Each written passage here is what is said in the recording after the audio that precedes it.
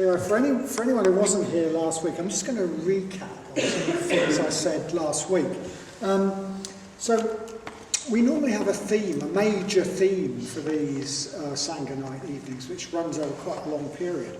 And we use as a structure. And the theme we've just kicked off, in fact we just kicked it off last week, is looking at the Dharma through symbols, stories, images and myths. So I said last week, well, the reason we're doing that is because that allows us, in some cases, to get at deeper meanings than are conveyed through words and rational ideas. But if that sounds like mumbo-jumbo to you, don't worry, because we're going to do the rational bit as well. Loads of lists, okay? Lots of rational lists, etc. as well. We need reason as well as that sort of deeper, intuitive approach to the Dharma and inspiration. And also, we're not doing this we're not following this theme out of some sort of academic interest. We're always going to be thinking and talking about how we bring the meanings into our daily lives, how it affects our own practice, our own lives, how it can allow us to find sort of deeper meanings and intuitions and potentials in our own life. So that's what we're going to be doing. We're going to be doing that probably for the rest of the year, because that's the way we tend to work. Having a major theme that runs for a whole year. And we're also, though, for the time being, going to be using a subsidiary theme as well, a sort of smaller theme within the big theme. We'll be looking at what's sometimes called the system of practice of the Triratna community, or the 5 great stages of the spiritual path. Which are sort of it's like reworking of a traditional list. They're both sort of 5 great stages that we go through, but there are also 5 aspects that we need to bring in all the time. So integration, positive emotion, spiritual death, spiritual rebirth, and receptivity, no more effort. So we're going to be looking at that. We're going to be using symbols, stories, images and myths to look at these 5 great aspects of the spiritual path. And last week, I gave the talk last week, and after I'd given the talk, Maitri Dasa came up to me and said, Vadanya, just come and have a look at what it says on the programme. And I realised I hadn't given the talk that it says on the programme.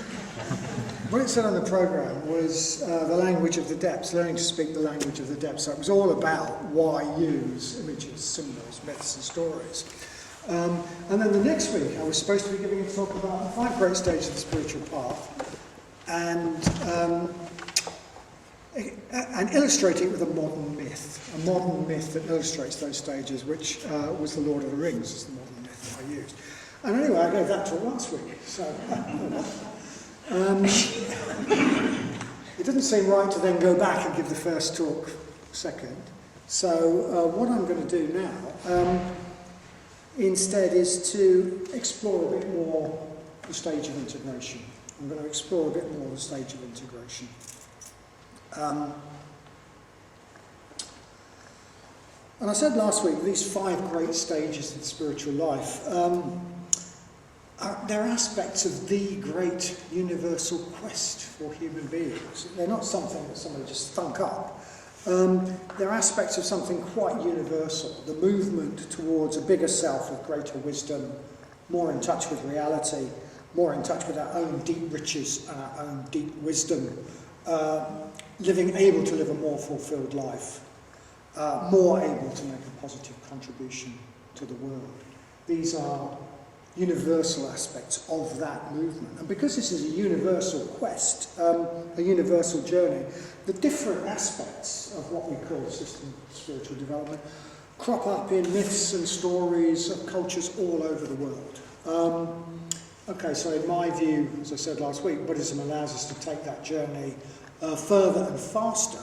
But all over the world, people have a deep sense that developing ourselves according to this system, if you like, these stages, is what a meaningful human life is about, which is why they crop up, as I say, in the stories that give meaning to people's lives all over the world. And so what I'm going to do tonight is explore this first one, integration, a little bit more, using another, much older Western myth or story. But first of all, let me just say a bit more about what on earth this word integration means, what on earth this stage of the path means. So, I'm afraid, like it or not, we don't sort of start life, or even we don't start our adult life as a unified being. We're not unified beings. We're sort of a bit like a bunch of slightly often conflicting motivations and almost like a bunch of different people strapped together, different energies, different desires to move in different directions, all sort of, sometimes we go that way, sometimes we go that way and pull against the other one. We're often in quite a lot of conflict. We decide one thing, and we change our mind, we want to do something else. So we don't start as a unified being with all our energies and our desires harmonised. It's a bit as though we're a bundle of people sort of tied together with a series of chains.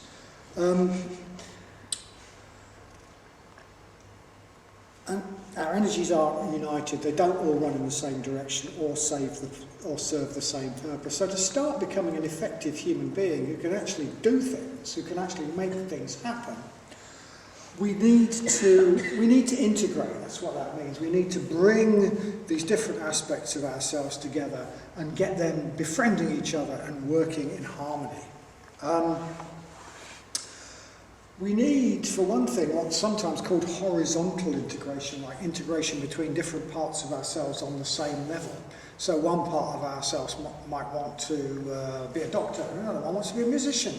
And somehow we have to decide, both perfectly decent things to do, but if you're trying to be a musician this week and a doctor next week, it might sort of cause problems. You need to decide which is the primary goal. We need to sort of bring our energies together. We've got very different conflicting goals, but even on the level of everyday normal awareness, none particularly more deep or more spiritual than others. So we need that sort of horizontal integration, but also very importantly, we need what Saint Actually is called vertical integration. We don't exist on one level. We have heights and we have depths.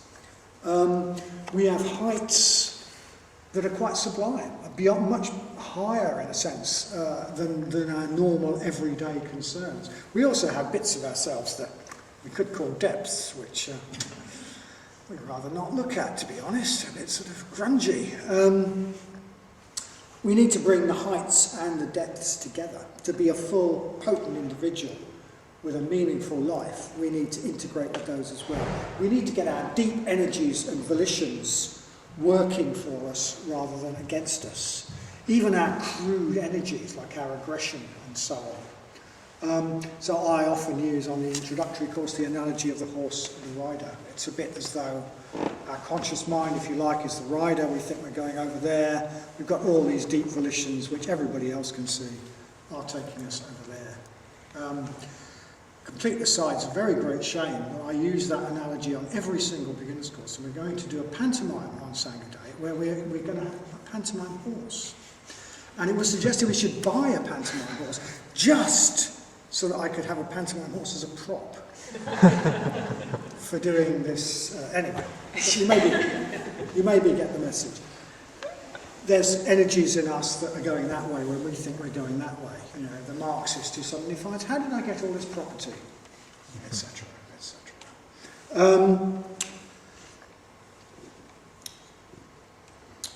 And crucially, we need to be in touch with our sense of having a higher purpose. We need a sense of meaning that comes from being in touch, if you like, with our heights. We need the guidance, if you like, of what we might call our higher self, our higher states of mind. And that is really the key, not just to vertical integration, but to horizontal integration as well.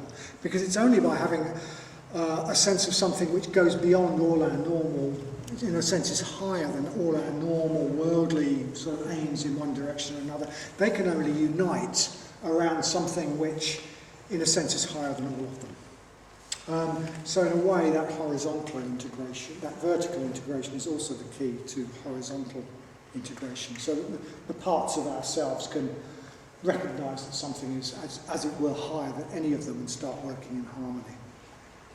And this integration, along with positive emotion, is very much the starting point of the spiritual life. We need to build a healthy, harmonious self, effective self as a starting point.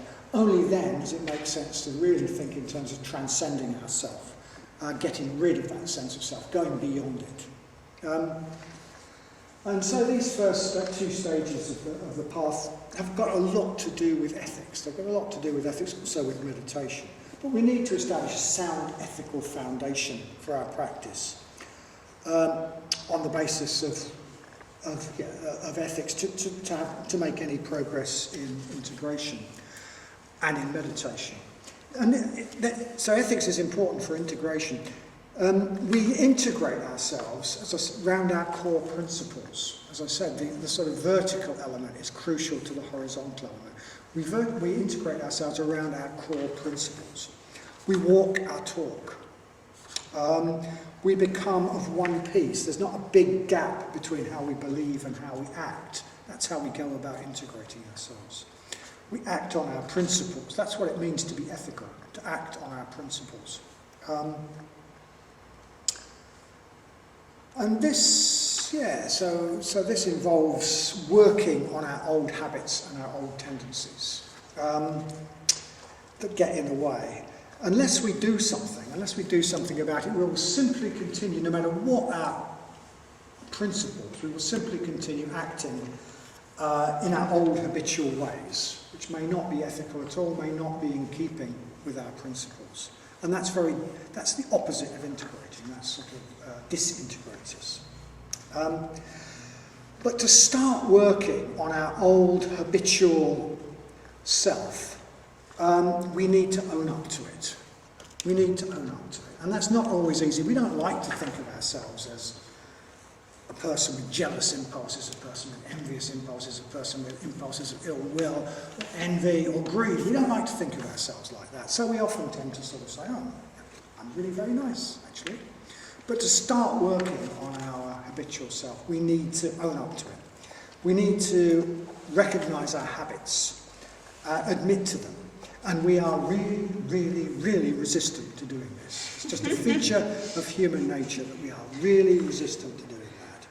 We often aren't even aware of our unskillful tendencies, which is why the horse can go over there when the rider thinks it's going over there. We think, well, I don't wish anyone ill. I don't wish anyone ill. That little desire that someone I've crossed swords with should get their comeuppance, that's not ill will, that's, or that little tinge of gladness that something didn't quite work out for them, that's not ill will, that's not, I'm a very nice person. So the first stage of integration is to start seeing and owning up to ourselves as we are, warts and all. That's what we have to work with. There's a slightly sort of, forgive me if you are of Celtic extraction, which I am partly, but there's a sort of joke about somebody asks an Irish person, how do I get to a particular place? And the answer is, well, if I was going there, I wouldn't start from here. Well, if we don't start from where we really are, we won't get where we're aiming to go. It's a bit like that's our attitude. We say, well, I'm not really here, I'm over there, so we don't get where we're trying to go. And as long as it's like that, our spiritual practice is just going to be a fantasy. As long as we don't know where we're starting from, our spiritual practice will be a fantasy, a daydream. So what I'm going to do today is to tell an old mythical story from northeastern England, where Surrey comes from. And discuss how it has a bearing on our lives and our spiritual practice, what we can do to act. I'm going to tell a myth and talk about how we can act on the truth behind this myth, especially how it might have a bearing on our practice of meditation, the way we do the mindfulness of breathing. So some of us might have come across a very, very simplified and jokey version of this myth in the form of a song called The Lampton Worm, which we are now about to hear. If you hate folk music, oh, I'm sorry. Here we go. We're going to listen to a song called The Lampton Worm with appropriate pictures.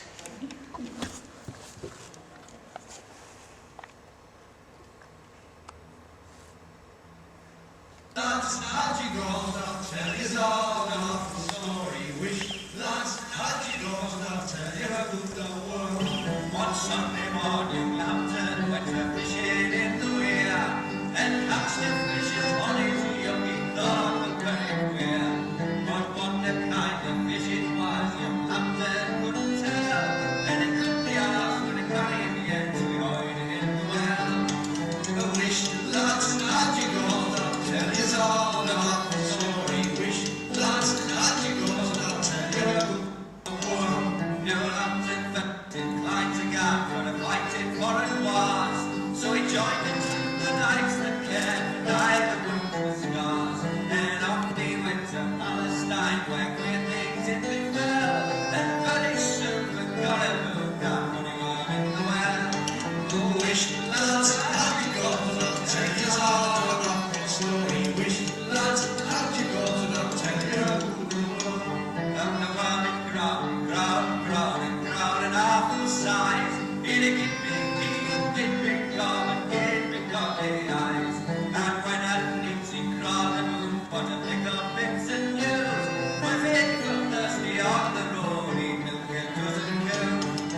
Wish, lads, had you got it, I'll tell you all about the story. Wish, lads, had you got it, I'll tell you about the war. Now this fearful worm went off to feed on lambs and calves and sheep, and swanny little lambs alive with diligence to sleep.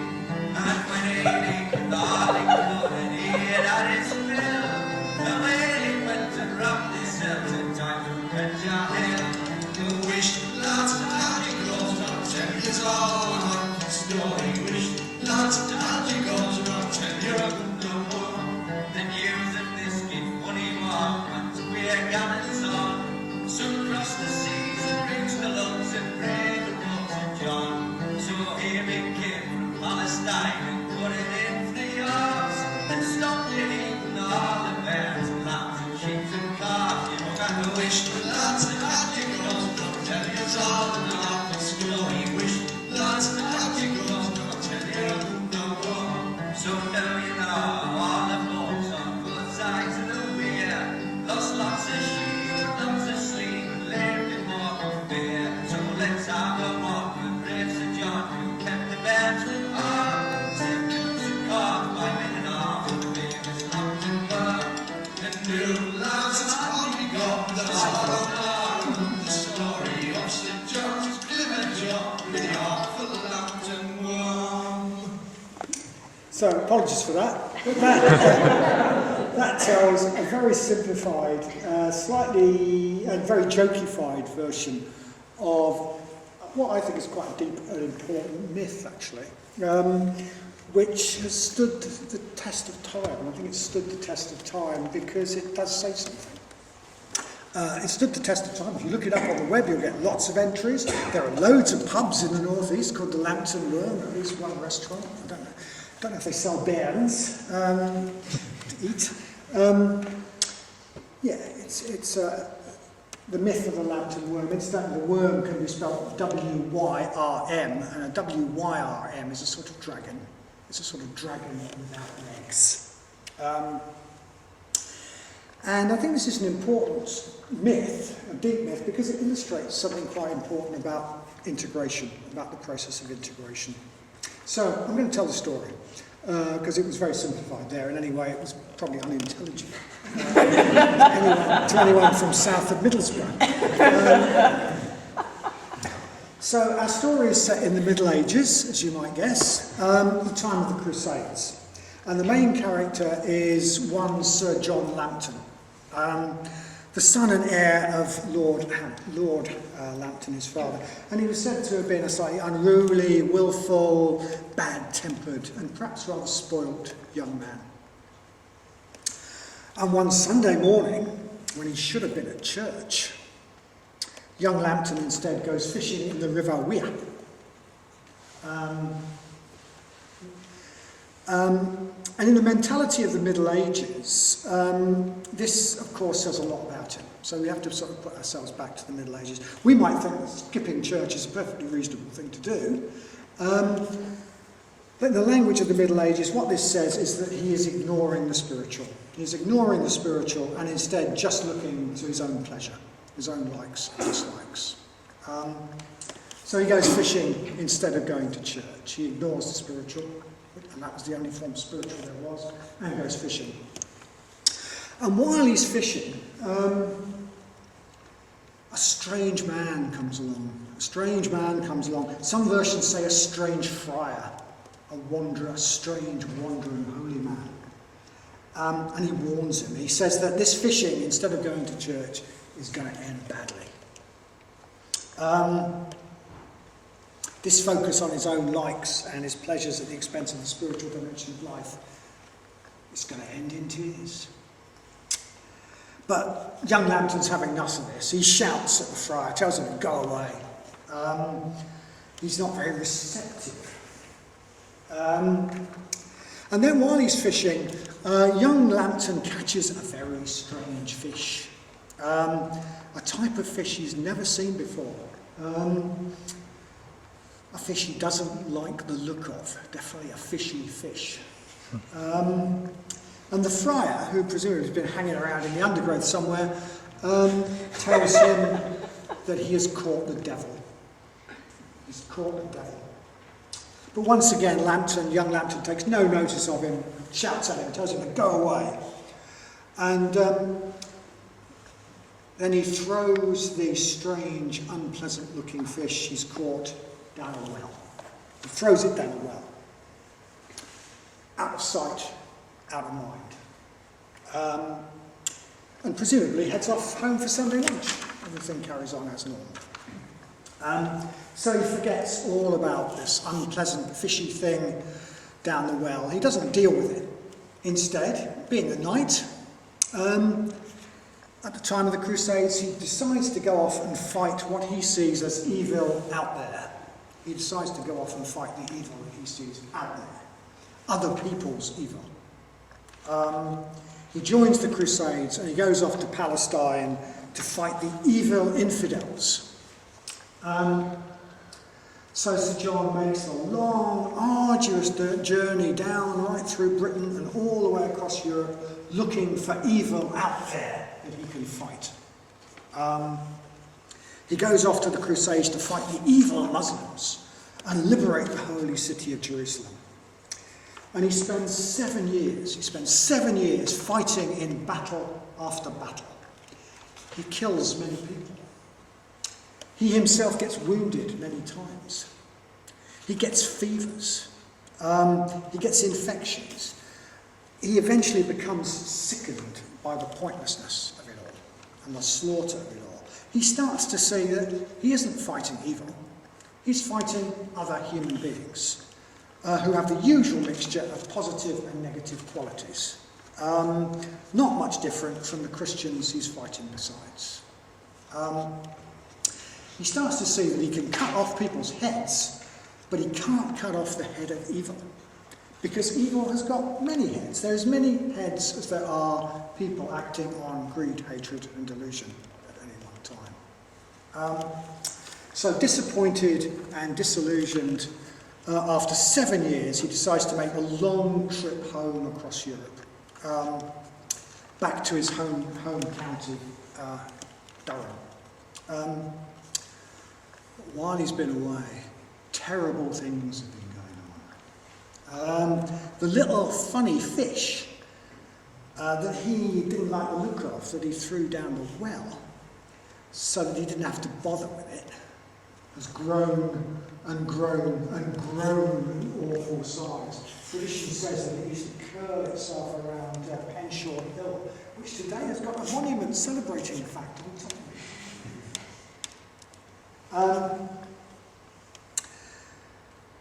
According to the jokey song, it grew a great big head and great big teeth and great big goggly eyes. And as it grew bigger and bigger, and more sinister, it has laid waste to Sir John's homeland. It eats the sheep and the cattle, and it even eats the children, the bears. There it is, about to eat one of them. Until the land of the Lamptons has become a place of fear and horror. And when it's eaten its fill, it curls itself around Penshaw Hill, apparently. So many brave knights have tried to rid the country of this terrible curse by killing the worm, but they've all failed. They've all failed. They've all been killed, because even if you cut this worm in two, the two pieces rejoin. If you cut a bit off, it just rejoins with the worm. It's sort of got this quality of, you can't really pin it down, it just joins back together again. An old Lord Lampton has sunk into a depression. He thinks his son has died in the Crusades, because he hasn't heard anything about him. His country is ravaged by this terror, and all these knights have been killed trying to get rid of it. So he falls back on appeasement.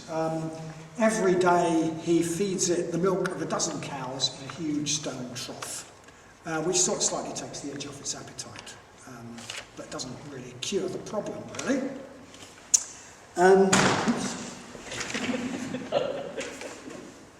So when John gets back to his homeland, he doesn't find the happy place he set out from. He finds a wasteland. And he immediately realises that this is all his doing. He immediately realises it's his responsibility. If he had dealt with the worm, if he had dealt with his own unskillful tendencies, if you like, the worm down the well, instead of going off to fight the evil in other people, none of this would have happened.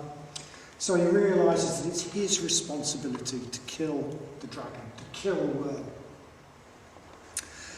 His father and other people, they try and stop it. They beg him, please don't do this. Don't throw your life away. Loads of other people have been killed. Why should you be any different? Loads of other people have been killed by this dragon. As far as they're concerned, it's invincible. So he begs him, don't do it.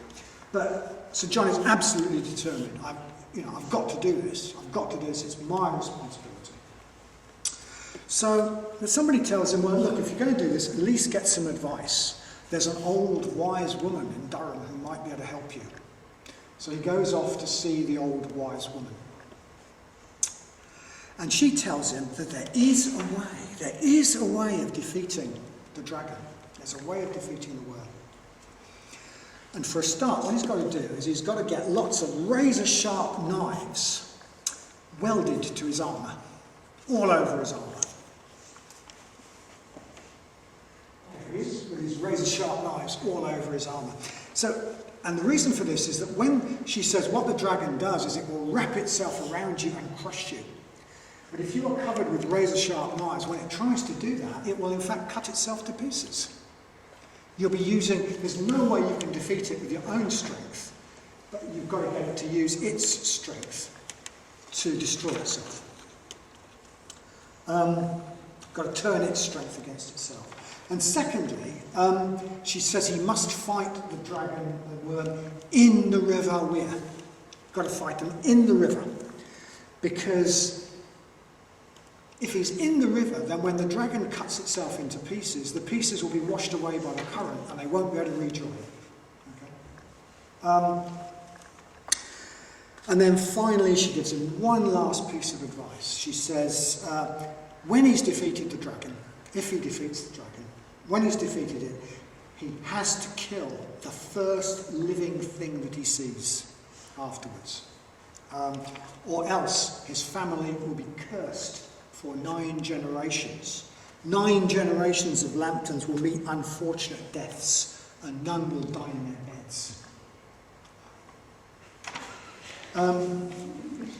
So he thanks her, thank you, thanks very much. And he goes off. He goes off to get knives welded all over his armour. And he makes a plan.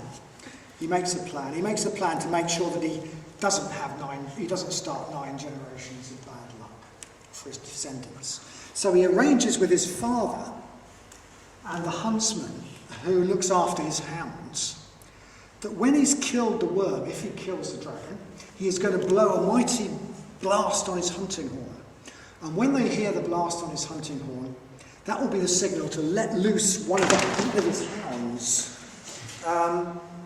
which will run up to him and he'll kill the hound. A bit hard on the hound, but he'll kill the hound. And at least then he'll avoid the possibility of having to kill a person, and he won't get 9 generations of curse on the family. So eventually he makes all his preparations, and eventually the fateful day comes. The fateful day comes. All his plans are laid, and he inveigles the monster into fighting him in the River Wear. And meanwhile his father and the huntsman are hidden away out of sight, because he can't see them. He mustn't see them, otherwise he'll have to kill them. So his father and the huntsman are hidden away outside with the hound. And of course his father is just terribly, terribly frightened and worried about him. He's just riven with suspense. And Sir John takes on the worm. There's these terrible noises, there's all sorts of screaming and crashing and roaring, and he takes on the worm. There he is. And the worm tries to, and sure enough, as the wise woman said, the dragon wraps itself around him and tries to crush him. And as she also said, its own strength cuts it into pieces, and it's washed away. Here, I'm not sure that completely illustrates this. Basically, it cuts itself into pieces, and its pieces are washed away in the current of the River Wear. So her trick works. Her trick works. Miraculously, Sir John has won. He's got rid of the worm. The land is rid of the worm. But meanwhile, his father is hidden out of sight, frantic with suspense and worry. He hears all this tremendous racket, screaming and roaring, and he thinks, well, surely the dragon's going to have killed my son. And will the trick work? This is a terrible thing to do. Will he ever see his son again? And then he hears the sound of his son's horn. So he's just completely delighted. His son is still alive. Hooray! So he rushes out to greet his son before the huntsman can let go of the dog. So the first thing that Sir John sees is his father, and then the dog rushing up behind him. And he obviously can't see his father, can't kill his father, so he kills the dog anyway.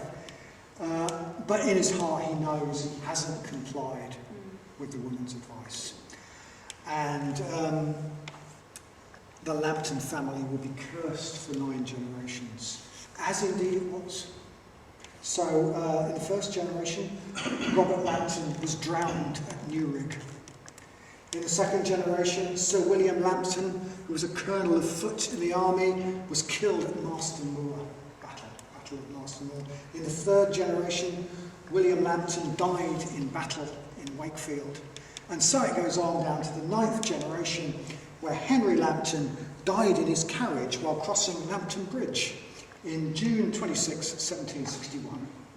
So it comes down to the historical age, the curse of the Lamptons. And that's a really well-known and popular myth, at least in the North East, which has stood the test of time.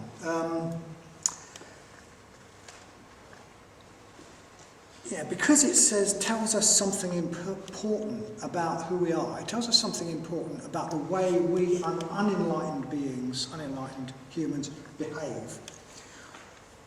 We have this really, really strong tendency to ignore our own unskillfulness, our own anger and resentment and jealousy and competitiveness and greed. We turn a blind eye to all that. We're unconscious of it. We throw it down the well. Where we can't see it. And we really, really can't see it.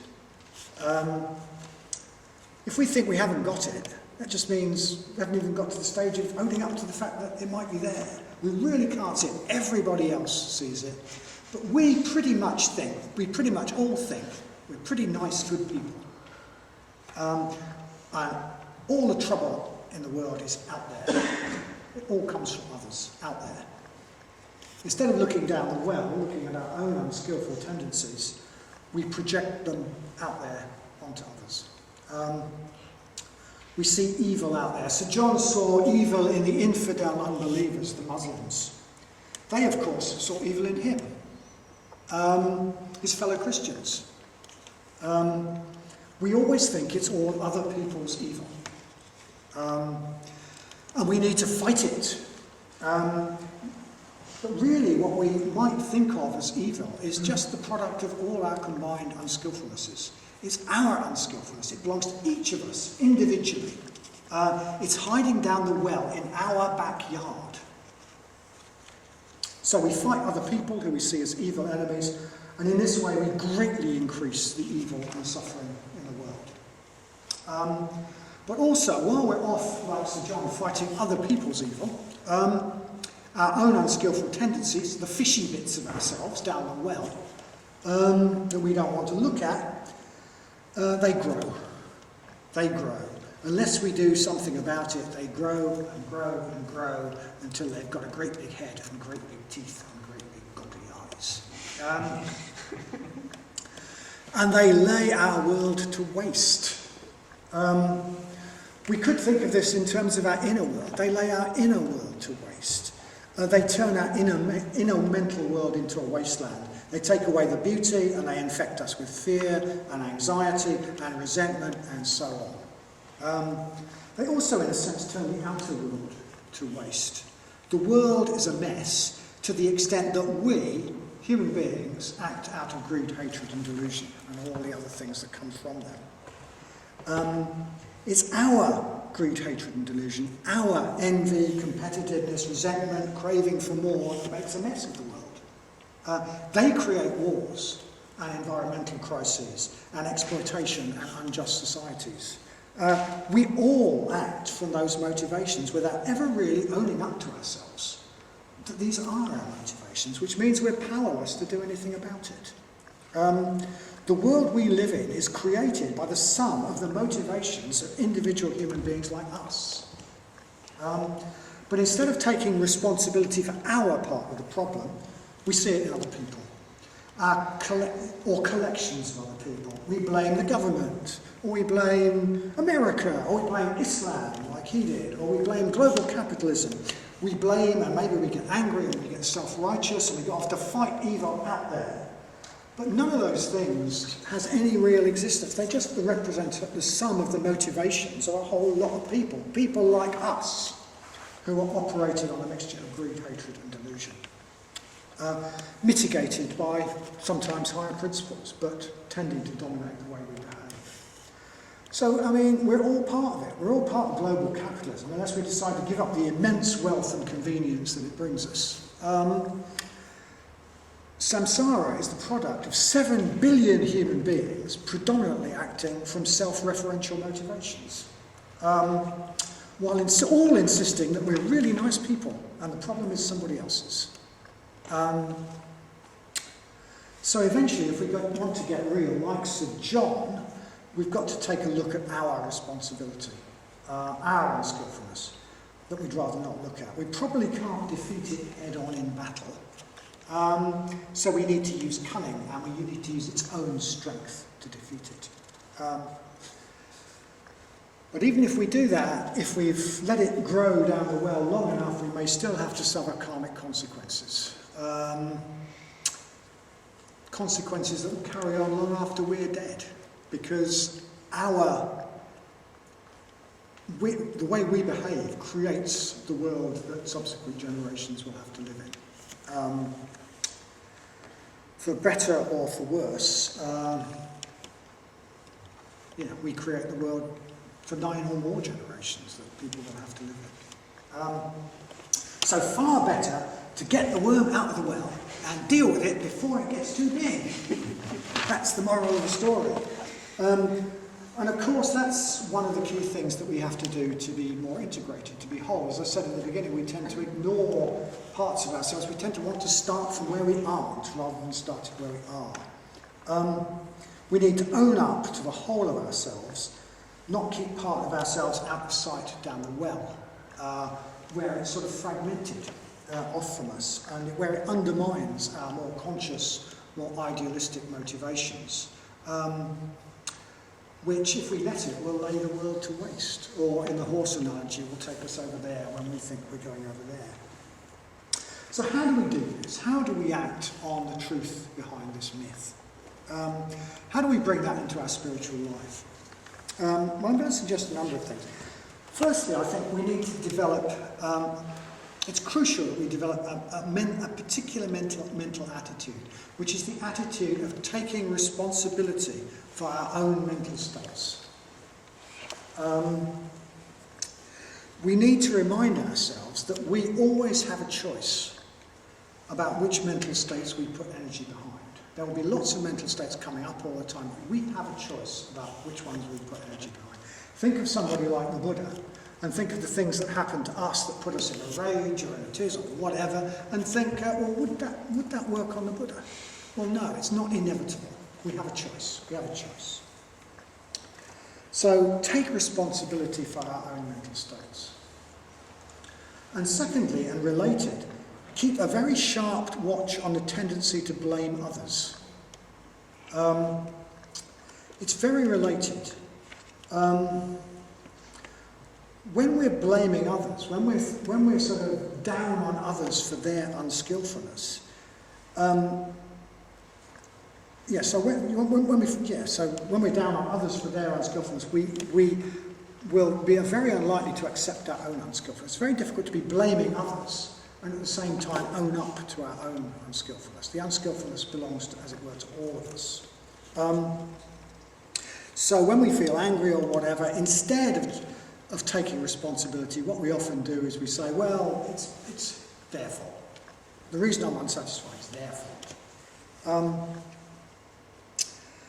So, I mean, I'm not saying we don't do anything about the injustices in the world, but we do have to look at ourselves first. If we just charge off to the Crusades, blaming others, it's not going to work.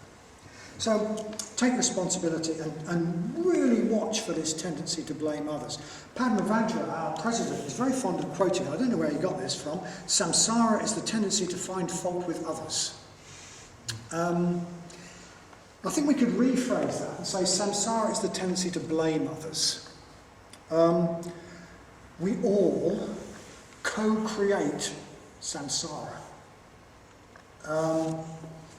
We all co-create it between us by not dealing with our own unskillfulness, and instead trying to deal with the unskillfulness we see in others. Maybe we go off to fight the infidel in whatever form that takes, but probably we do that with ill will, and envy in our hearts, and a desire for status in whatever movement we're in, and a desire to get our own way and be important and all sorts of things like that, and we lay the world to waste by the conflicts we create, as did the Crusaders lay the world to waste.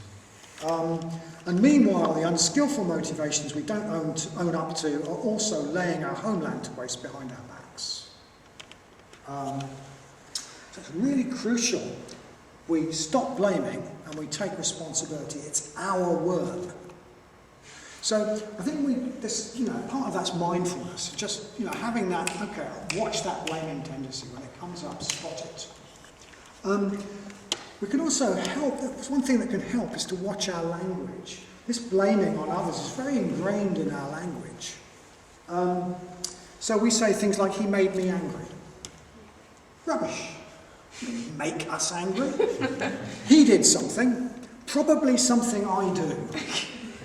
He did something, probably something I do on occasion.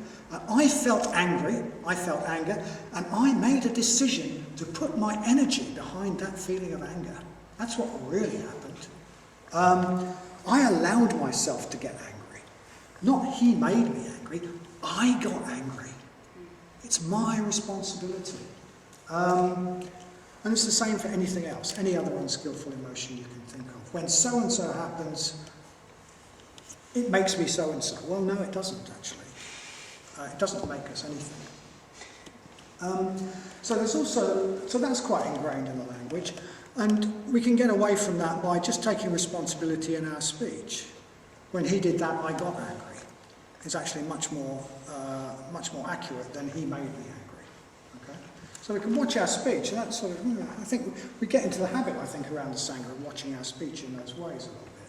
Using I a lot. Using I instead of you, for example. So you can't help it when you see somebody's got more than you have to feel envious. Yes, you can. I mean, you're telling the other person that they can't help it. That use of the word you takes away responsibility. It's implying that it's true of everybody. Well, it's not. I get envious when I see somebody who's got more than me. Not you get envious when somebody, or you can't help. Of course we can. Not so. So just using that personal pronoun I a lot more and avoiding the you or what people used to say one can help us become more aware of this. And I'd like to finish off by just talking a bit about how we can apply so there's those attitudes, but I'd like to talk about how we can apply the lesson of the myth in our meditation, especially the mindfulness of breathing. Sangharashta particularly singles out the mindfulness of breathing as the meditation that helps us to integrate ourselves. So why is that? Well, okay, in the mindfulness of breathing, we focus on our breathing. And our mind settles down. Instead of being rushed and bundled along by our thoughts, we can begin maybe to stand back a bit, get some perspective. We can begin to learn to watch our mind. And then we can begin to see who we really are, rather than just responding unconsciously. And at some point, when we watch our mind, the worm will come out the well.